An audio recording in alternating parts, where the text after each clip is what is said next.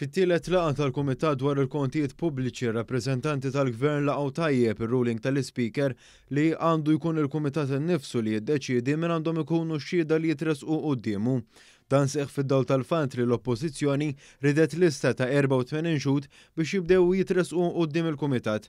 Għaldaqstant filwaqt li affermaw li m'għandhom l-ebda problema biex jisimgħu lil kwalunkwe xhud sabiex tiżdied l-effiċjenza fil-ħidma ta' dan il-Kumitat, ir-rappreżentanti tal-Gvern talbu li kull xhud għandu jkun rilevanti u jissodisfa 4 kriterji.